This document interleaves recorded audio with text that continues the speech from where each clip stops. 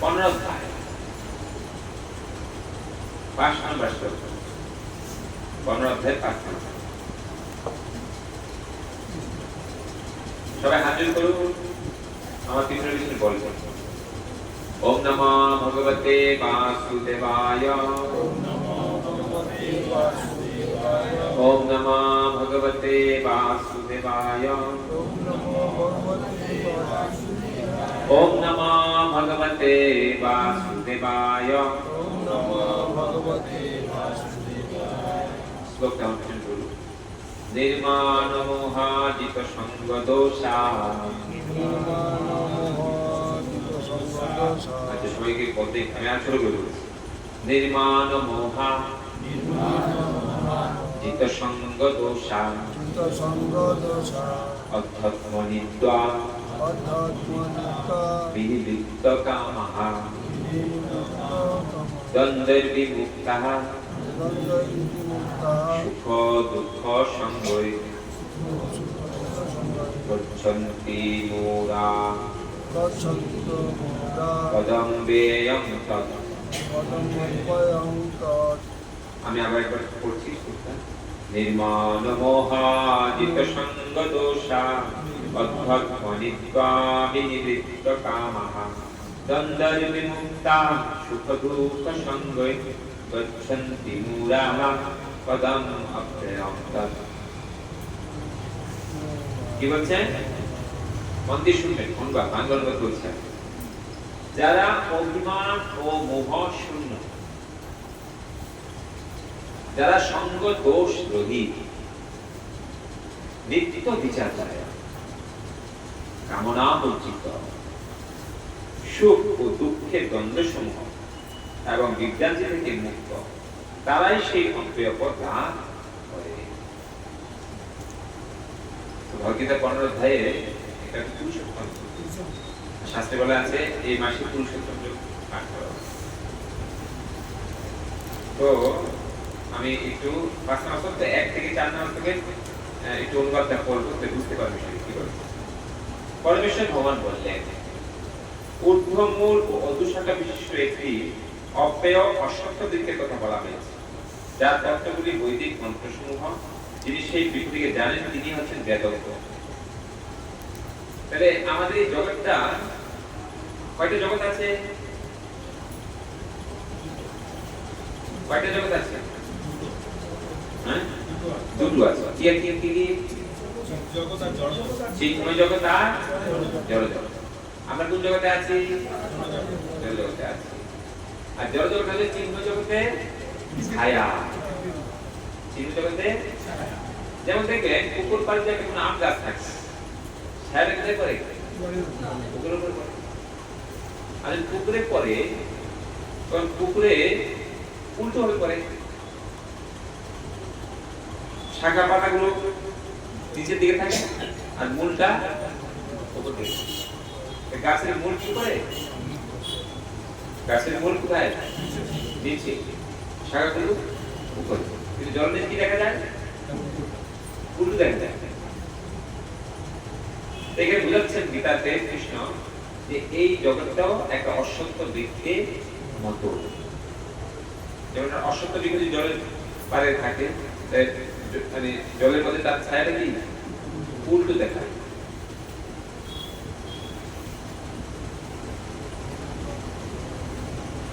আর যিনি এই বৃক্ষটাকে জানেন যথাযথভাবে তিনি হচ্ছেন বেদজ্ঞ। বেদ মানে জ্ঞান। তিনি বেদজ্ঞ, তিনি সেই তিনি জ্ঞান প্রকৃত জ্ঞান জানেন। তারপর 2 নম্বর কি বলতে দেখুন, অদর্শুত্বং প্রসি তাস্য শাখা গুণপ্রকৃতা বিষয়কলা অদর্শ মূলান্য দোষন্ততানি কর্মানুবন্ধীনি মনুষ্যলোকে। এই বৃক্ষের শাখা স্বরূপ জড়প্রকৃত 3টি গুণের দ্বারা পুষ্ট হয়েছে, অদদেশে এবং উদ্দেশ্যে বিস্তৃত হয়েছে। তাহলে এই যে বৃক্ষ, জড় জগৎরূপী বৃক্ষ, শাখা সমূহ জড় প্রকৃতির 3টি গুণের দ্বারা। ওই বৃক্ষের যে শাখাগুলো আছে এই জগতের 3টি গুণ, সত্ত্বগুণ, রজগুণ, তমগুণ, এর তিনটি গুণের দ্বারা পুষ্ট হয়ে, যেমন গাছে পুষ্ট হয় জল দেওয়ার মাধ্যমে, আর এখানে গুণগুলো সেই বৃক্ষকে পুষ্ট করেছে। ইটের বিশেষম এই শাখাখণ্ডের পরিলক এই বৃক্ষের উদ্দেশ্যে প্রসারিত মূল আছে এবং সেগুলো মনুষ্যলোকের সুকাম কর্মের বন্ধনে আবদ্ধ। এই সংসারে যারা কৃষ্ণকে ভুলে এই জড়জগতে যারা ভোগ করার বাসনায় লিপ্ত হয়েছে, যারা মনে করে জীবনটা পেয়েছে শুধু কি ভোগ করার জন্য, তাদেরকে এখানে কি বলা হয়েছে? তাদেরকে বলা হয়েছে যে তারা কর্মবন্ধনে আবদ্ধ হয়ে গেছে, কর্মবন্ধনে আবদ্ধ হয়ে গেছে। তাহলে যদি আবদ্ধ থাকে তাহলে জীব সুখী হবে? পুরো জীবকে যদি এখানে বন্দী করে রাখা হয় সুখী হবে সে? এই জগৎটা আমাদের কাছে কি জেলখানার মতো। জেলখানা যদি তার ভালো লাগে তাহলে সে বুদ্ধিমান লোক। কাউকে জেলখানে পাঠানো হলো, হয়তো 3 বেলা খাবার কি ফ্রিতে দেবে, একটা ঘর থাকতে দেবে, কিন্তু ঘরটা বন্দি ঘর, নোংরা ঘর। আর দিনের বেলা হলে তাকে কি বিভিন্ন কঠোর কাজ করা, এইভাবে তাকে কি হচ্ছে জেলখানার মধ্যে কষ্ট দেবে। তত্র এই জেলখানার লোক জড়জগতে আমরা সকলে কি সেরকম কষ্ট পাচ্ছি। কে দিচ্ছে কষ্ট? এই জেলখানার যিনি জেলা, জড়জগতে জেলখানার জেলাকে দুর্গা দেবী, মায়া শক্তি। মায়া আমাদেরকে ত্রিশূলের মাধ্যমে কি করছে? চিন্তা ক্লেশ প্রদান করছে। আদি দৈবিক, আদি আত্মিক, আদি ভৌতিক। আদি দৈবিক মানে দেবতাদের কাছ থেকে যে আমরা কষ্ট পাই, বন্যা, খরা, এরকম হয় না, সাইক্লোন, টর্নেডো, যে কষ্ট পায় সেটা হচ্ছে আদি দৈবিক ক্লেশ। আদি ভৌতিক ক্লেশ মানে অন্য জীব থেকে যে কষ্ট পায়। বসে আছে, মশা কামড়ালো, সাপে কামড়ালো, মানুষ কামড়ে দিল, মানুষের কামড়ে বিষ বেশি, সাপের কামড় দিল বেঁচে যাওয়ার কি চান্স থাকে? মানুষ কামড়ালে কি আর? অন্য জীব থেকে যে কষ্ট পায় তাকে বলা হয় আদি ভৌতিক ক্লেশ। আর আমরা নিজের কাছ থেকে যে কষ্ট পাই তাকে বলে আদি আত্মিক ক্লেশ। যেমন মন খারাপ, রোগগ্রস্ত হলে, শরীর খারাপ হলে যে কষ্টগুলো আমরা পাই সেটা হচ্ছে আদি আত্মিক ক্লেশ। তাহলে এই 3 প্রকার ক্লেশ দুর্গা দেবী আমাদেরকে প্রদান করছে। কেন প্রদান করছে? কৃষ্ণ ভুলিয়া আদি অনাদি বহির্মুখ, অতএব মায়া তারে দেয় সংসারী দুঃখ। কেন আমাদেরকে মায়া দুঃখ প্রদান করছে? যদি বলো কৃষ্ণকে ভুলে আছে, সবাই বুঝতে পারেন না কথা আমার? তুমি বলছেন না, আবার বলছি, কৃষ্ণ ভুলিয়া আদি অনাদি বহির্মুখ, অতএব মায়া তারে দেয় সংসারী দুঃখ। যখন কেউ কৃষ্ণকে ভুলে যায় তখন তাকে কে ধরে? মায়া। মায়া দূরে নয়, মায়া কোথায়? কৃষ্ণ ভুলিয়া যে ভগবান ছা করে, নিকটস্থ মায়া তারে ঝাপটিয়া ধরে। মায়া কোথায় আছে? নিকটে আছে। কৃষ্ণকে আপনি অমান্য করবেন, সঙ্গে সঙ্গে আপনি মায়ার খপ্পরে কি করে যাবেন। নিকটে আছে, দেখতে পাচ্ছি না তো, কম দাম দেখা যাবে না, কিন্তু যখন ধরবে তখন কি বোঝা যায়। তাহলে এই সংসারে মায়ের দ্বারা আমরা আচ্ছন্ন হয়ে আছি, ভগবানকে ভুলে যাওয়ার কারণে। কিন্তু যখন কেউ ভগবানকে আবার মনে করতে শুরু করবে তখন মায়া কাছ থেকে শিখে যাবে, মুক্ত হয়ে যাবে। কাউকে যদি জেলখানায় পাঠানো হয় তার কর্মের জন্য, তাহলে জেলখানা থেকে মুক্ত হওয়ার 2টি পন্থা। কি পন্থাগুলো থেকে? একটা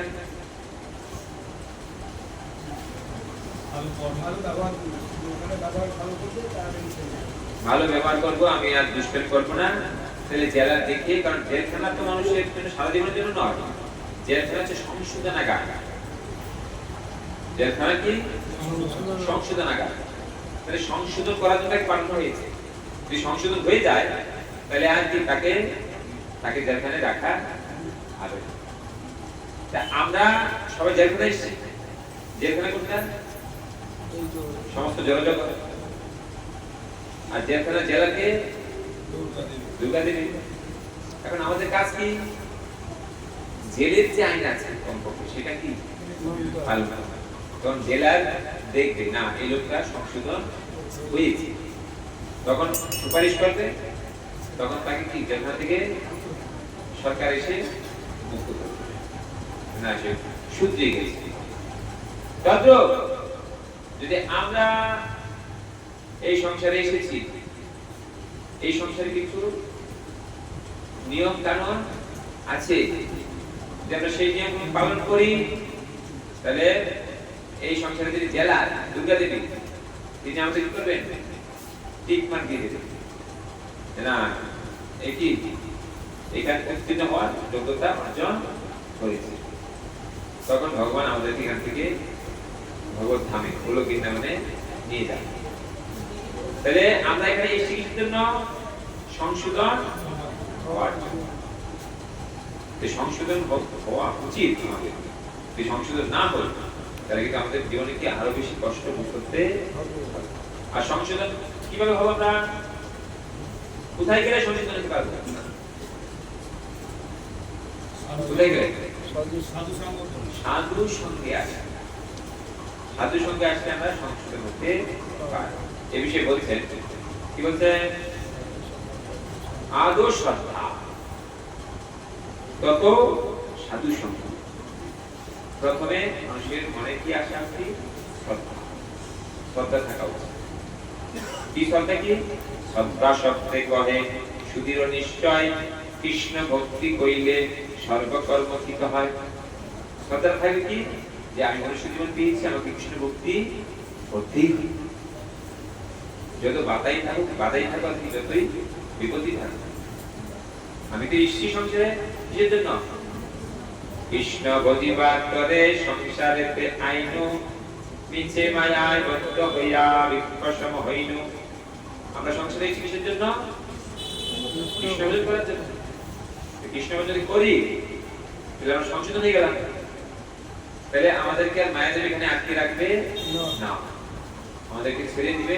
আর তখন আমরা আমাদের প্রকৃত আলোয় ভগবত ধাম, যিনি আমাদের পরম পিতা, এই সংসারের মাতা পিতা 2-4 দিনের, তারা সারা জীবন থাকবে না। কিন্তু কৃষ্ণ সবসময় আমাদের সাথে আছে, পরমাত্মার রূপে তিনি বিরাজ করছেন। তো যখন আমরা দেখবো আমরা কৃষ্ণের নির্দেশ পালন করছি, তখন কৃষ্ণ কি করবেন? খুশি হয়ে আমাদেরকে এই জগতের বন্ধন থেকে মুক্ত করবেন। কৃষ্ণকে আমাদের মুকুন্দ, যিনি জীবকে মুক্তি দান করেন।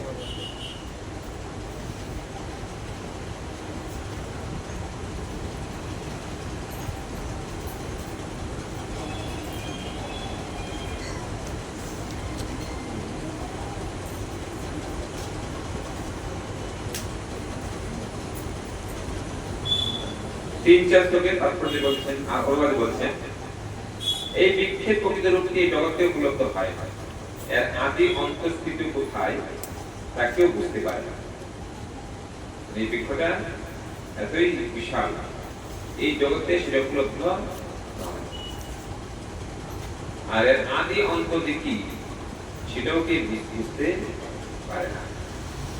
কিন্তু দৃঢ়তার সঙ্গে তীব্র বেড়ে গুরু কষ্টের দ্বারা ধীরমূল এই অশ্বত্থ বৃক্ষকে অবশ্যই করে সেই স্থান অন্বেষণ করা কর্তব্য। তাহলে আমরা সবাই এই বৃক্ষের মধ্যে কি বন্দী হয়ে আছে।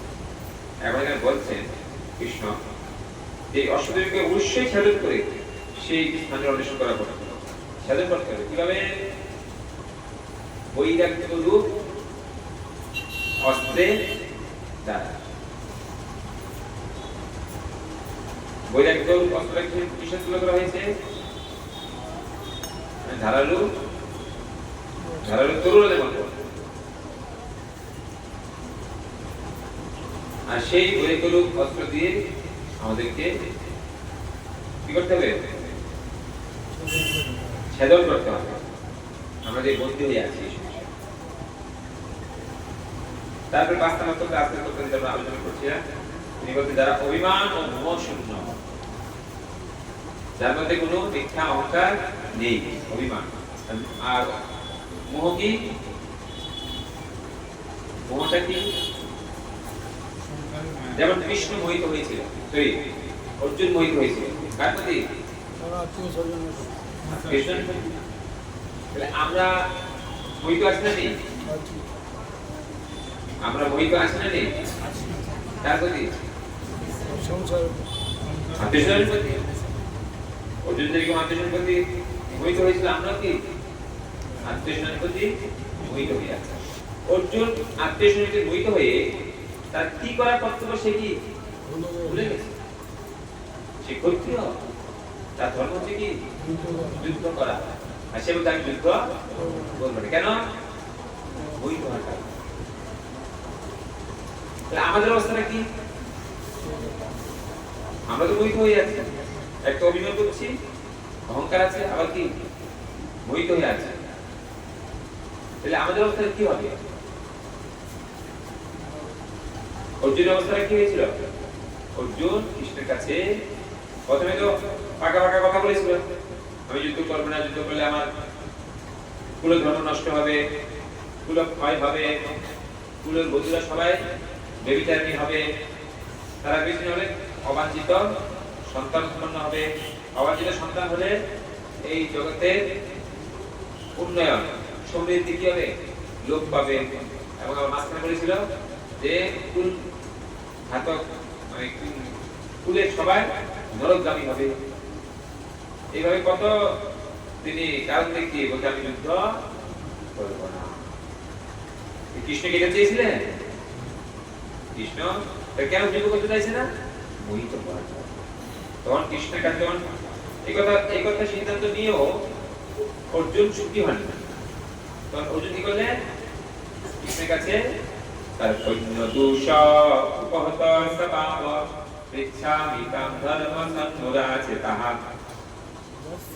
কি হলো? তিনি কৃষ্ণের কাছে আত্মসমর্পণ করলেন। তখন কৃষ্ণ কি করলেন? গীতার জ্ঞান দান করলেন। গীতার জ্ঞান পেয়ে অর্জুন কি বলছেন? নষ্ট মহাস্মৃতি লব্ধা তৎপ্রসাদং মায়াচ্যুত গত সন্দেহ স্থিরস্মি করিষ্যে বচনং তব। কৃষ্ণের কাছে গীতার জ্ঞান পেয়ে অর্জুন বলছেন যে আমার সমস্ত মোহ কৃষ্ণ দূর করে দিল, নষ্ট হবে। স্মৃতির লব্ধ, আমি তো স্মৃতি হারিয়ে ফেলেছিলাম, কিন্তু আমি কৃষ্ণের কৃপায় এখন স্মৃতি ফিরে পেয়েছি। স্মৃতির লব্ধ তৎপ্রসাদং মায়াচ্যুত। কার জন্য পেয়েছি? কৃষ্ণ সঙ্গে সঙ্গে বলছেন কৃষ্ণ আমি তোমার জন্য পেয়েছি। তৎপ্রসাদং মায়াচ্যুত। হে অচ্যুত কৃষ্ণ, তুমি তোমার ভক্তকে কৃপা করার স্থিতি থেকে কখনো চ্যুত হও না। সেটা তোমার এক নাম কি? অচ্যুত। ওই জন্য অচ্যুত বলে তাকে সন্দেহ করে তার কাছ থেকে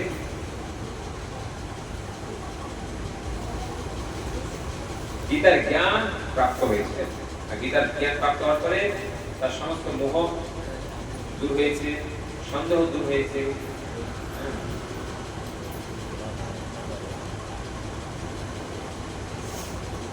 এখানে বলতে যারা অভিমান ও মোহ শূন্য, সঙ্গ দোষ রহিত, আমাদের জীবনের গতি কি হবে, কোন দিকে যাবে, সেটা নির্ভর করে আমি কি সঙ্গ করছি। আমার জীবনে আমি কি সঙ্গ করছি, সঙ্গের উপর নির্ভর করে আমাদের জীবনের কি গতি। সেজন্য শাস্ত্র কি বলছে? সাধু সঙ্গ সর্বশাস্ত্রে কয়, লবমাত্র সাধু সঙ্গ সর্বসিদ্ধি হয়। শাস্ত্র বলছে আমাদের কি করা উচিত? সাধু সঙ্গ। আর আমরা কি করছি? অসৎ সঙ্গ। সাধু সঙ্গ না করে আমরা অসৎ সঙ্গে লিপ্ত হয়েছি। সেই অসৎসঙ্গে লিপ্ত হলে আমাদের সঙ্গ দোষ করবে, আর সঙ্গ দোষ করলে ভগবানের কৃপা থেকে আমরা বঞ্চিত। সেটা সঙ্গ দোষ করি যেন আমরা ভক্তের সঙ্গ ছাড়া অন্য সঙ্গ না করি। হ্যাঁ, করতে পারি তাদেরকে ভক্ত বানানোর জন্য। যদি না আমি বললে ভক্ত হবে, ঠিক আছে তাকে বলো, তবে বেশি সময় দেওয়া উচিত না। শুনছে, আসছে, যাচ্ছে, ভক্ত হচ্ছে না, তাহলে তাকে বেশি সময় দেবে না। বুঝতে হবে না তার রাশিতে নেই ভগবানের ভক্ত। আর যারা ভগবানের ভক্তি করার জন্য আগ্রহ, তাদেরকে আমাদের কি করতে হবে? সাহায্য করতে হবে। এইভাবে হচ্ছে সঙ্গ দোষ সহিত নিত্য বিচার করে, আর তিনি সবসময় বিচার করে চলবেন, বিচার না করে কোনো কাজ করবেন না। আর তার বিচারটা কার সাথে যুক্ত হবে? কৃষ্ণের সাথে। কৃষ্ণ যেই বিচার করে তার সাথে যুক্ত হয়ে তিনি সেরকম বিচার করে তিনি কর্ম করবেন। বিচার না করে কোনো কিছু কি করবেন? নিত্য বিচার করবেন। কামনা বর্জিত, তার হৃদয়ে কখনো ভোগ করার বাসনা থাকবে না। ভগবানের চিন্তা করতে করতে, ভগবানের সেবা করতে করতে তার সবকিছু চিন্ময় অর্থ প্রাপ্ত হয়েছে।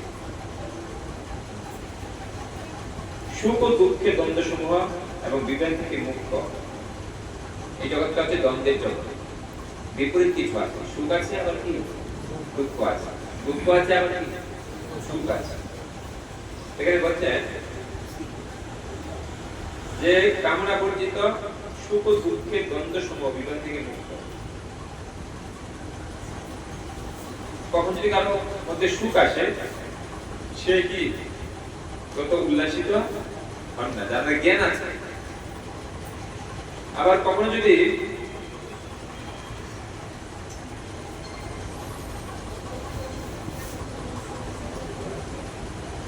দুঃখ আসে, সে বিচলিত হন না।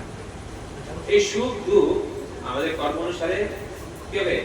আসা যাওয়া করবে, কিন্তু বিবেকবান ব্যক্তি কখনো এই বিষয়ের উপরে কখনো কি প্রভাবিত হবে না।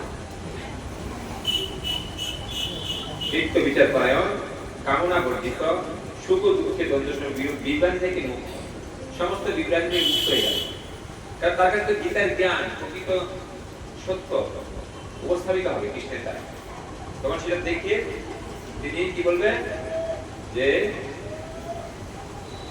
আমি বিভ্রান্তি থেকে মুক্ত হয়ে গেলাম, আর আমি তার সেই অব্যয় পথ লাভ করলাম।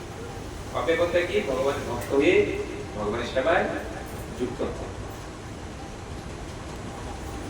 দেখেন তাৎপর্য কি বলছে আমরা দেখি একবার, দেখি আমরা শেষ করব।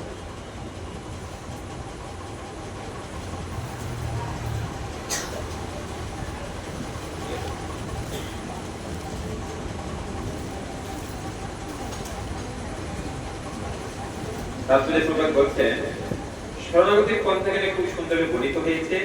তার প্রথম জগৎ হচ্ছে গর্বের দ্বারা মগ্ন না হওয়া, গর্ববোধ মানে অহংকার না হওয়া। কারণ বদ্ধজীব নিজেকে জড় প্রকৃতির অধিপতি বলে মনে করে, গর্বস্ফীত। সবাই আমরা এই সংসারে কি কন্ট্রোলার হতে চাই, কাউকে না কাউকে আমরা কি কন্ট্রোল করতে চাই। মিথ্যা মালিকানা দাবি করি, অনেক কিছু শুরু করে, আমার বাড়ি, আমার গাড়ি, আমার নারী, আমার সন্তান, আমার ধন, সেগুলো আমরা কি করি? দাবি করি।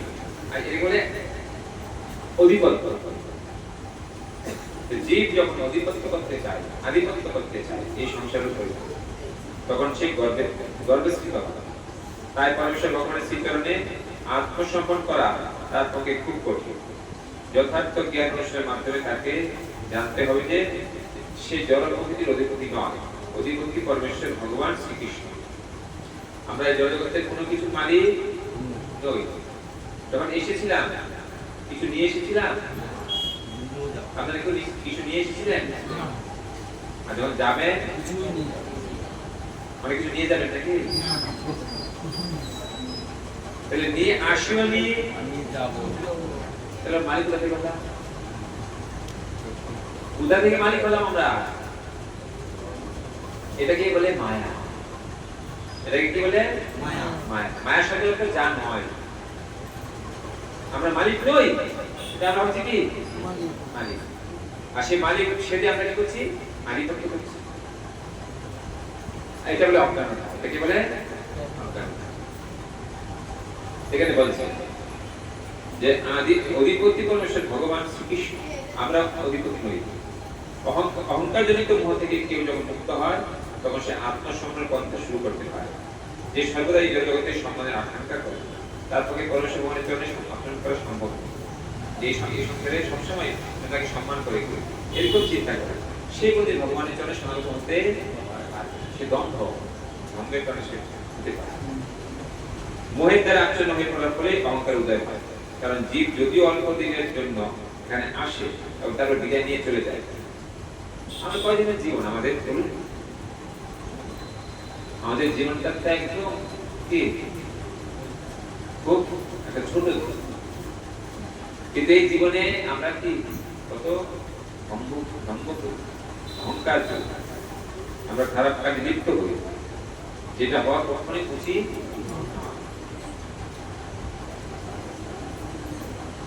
এখানে বলছে যে সর্বদাই জগৎকে সম্মান আঁকা করে তার পক্ষে পরমেশ্বর ভগবানকে আত্মা করা সম্ভব নয়। মোহের দ্বারা আচ্ছন্ন হয়ে পড়ার ফলেই অহংকার উদয় হয়। তাহলে প্রথম আসলে কি? মোহ। আর মোহের ফলে কি হয়? অহংকারে উদয় হয়। কারণ জীব যদিও অল্প দিনের জন্য এখানে আসে এবং তারপর বিদায় নিয়ে চলে যায়, তবু মূর্খের মতো সে নিজেকে এই জগতের উদ্দেশ্য বলে মনে করে যে আমি এই রাজ্যের কি মালিক, আমি এই দেশের মালিক, এভাবে সে নিজেকে মনে করে।